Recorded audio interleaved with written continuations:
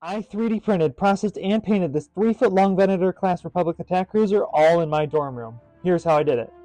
This is it. This is the culmination of the entire journey of printing, processing, and painting this extraordinary model. This is the first and most time-consuming stage, printing out each section of the model. While you watch each piece print, I want to go over some of the things that I've learned from this process and give you some pointers to avoid the mistakes that I made.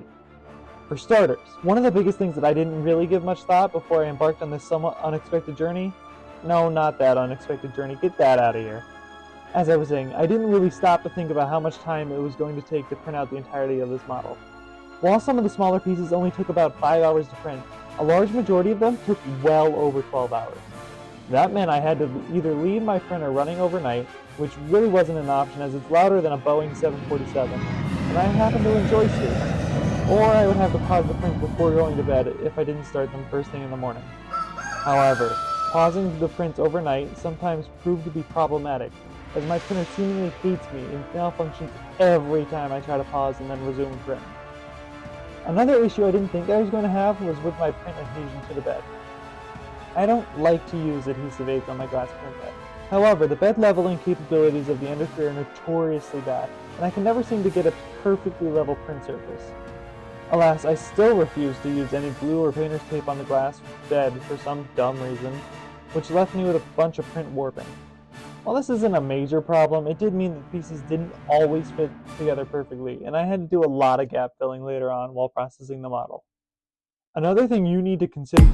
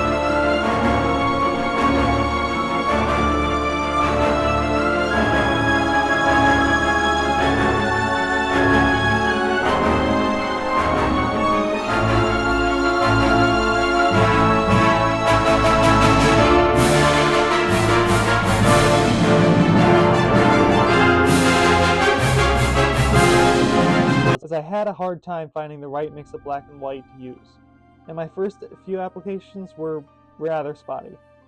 Once I found the right mixture, I covered the entire model with the base gray before doing the sides of the model a bit darker for some variance in detail. I then used painter's tape around the sections that I was going to paint red to ensure some crisp lines, and then went ahead with the red paint. I kind of followed the color scheme of the 2023 LEGO Venator Class Republic Attack Cruiser for continuity's sake, and painted the bridge, a portion of the tail segments, and the upper section of the guns red. I removed the tape and realized that my taping skills were subpar, so I did a few quick touch-ups afterwards. I then hand-painted the symbols next to the bridge, and just like that, the model was done. So here it is, 100% printed, processed, and painted. Thank you to everyone who followed along on this journey and showed your support. It really has been a fun process to share with you guys. If you missed any part of this process, I have linked the playlist containing every video in the description down below, which you should definitely check out.